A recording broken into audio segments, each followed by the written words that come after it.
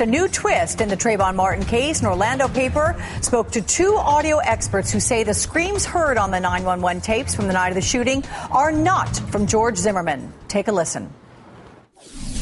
911, do you need police, fire, medical?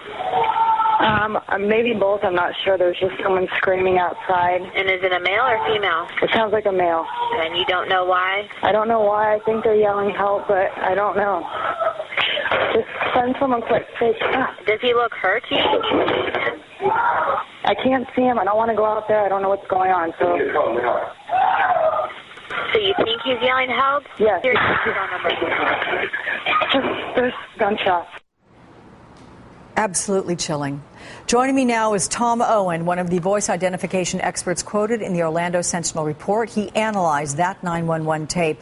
Tom, thank you for joining me on the phone. Let me ask you, what did your test conclude?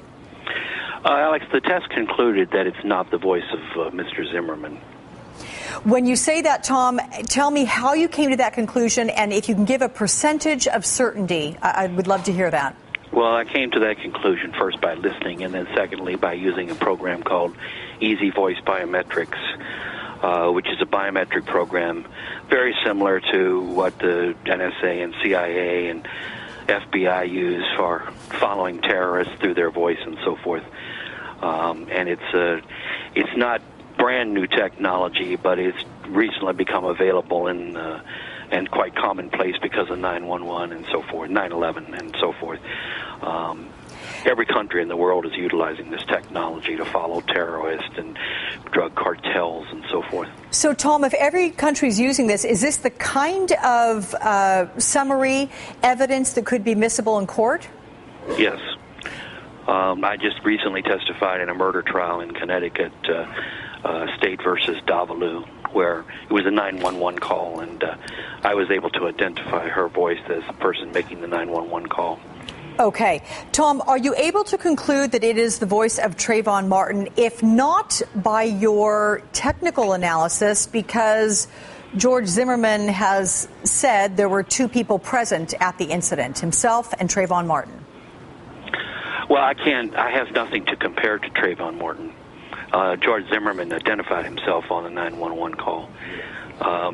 In that respect, there's no question about who that made the George Zimmerman 911 call.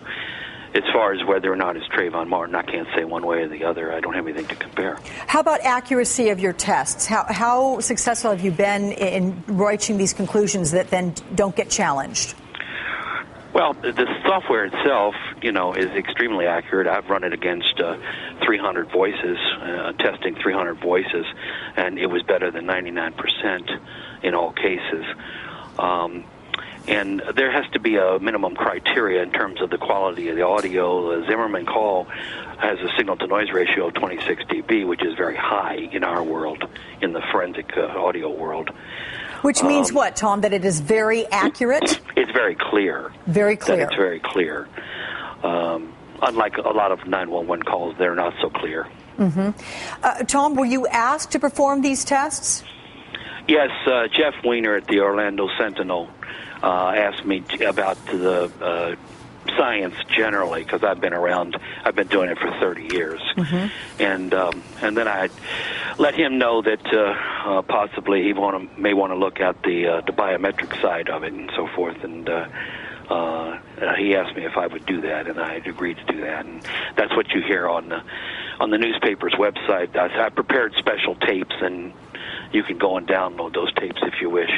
Tom, are you ever contacted by police departments? Did the Sanford Police Department contact you? No, not that I'm aware of. They have not contacted you. Would it be unusual for a police department to contact someone with your area of expertise and have them analyze 911 tapes like that in conducting their investigation?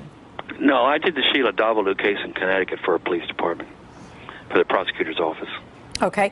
I'm curious if this is a large group of people that conduct these types of specific inquiries. I mean, have you heard of anybody in your field being approached by the Sanford Police Department asked to conduct voice identification analysis? No, not to my knowledge. Are there a lot of people who do this? I mean, would you be the guy in the area to do this? Well, Let's say I have the most longevity in this field. It's a very long process. It's a 2-year mentoring program, and you have to do hundreds of cases and pass both written test and practical test and so forth. So there's 9 voice identification examiners certified in the world. Okay, Tom, start to finish, from getting access to the 911 tapes to coming to the conclusion, how long did that take? Couple days. Couple days of what? You working full time on this, or do you have to? Pretty much so. So hours. How long did you listen to these tapes and go through the analysis? It took me about 4 hours to prepare the tapes so that they can be used in the program, and of course I was listening to them at the time I was doing that. And I don't know, I would say probably 10 or 15 hours total. And that would be typical for a tape with this sort of length of time that you're able to analyze? Yes. Okay. Tom Owen, I want to thank you very much for speaking with us, particularly since this is one of the most important things to come out of this case, certainly in the last 24 hours, if not prior to that. Tom, thank you. Thanks, Alan.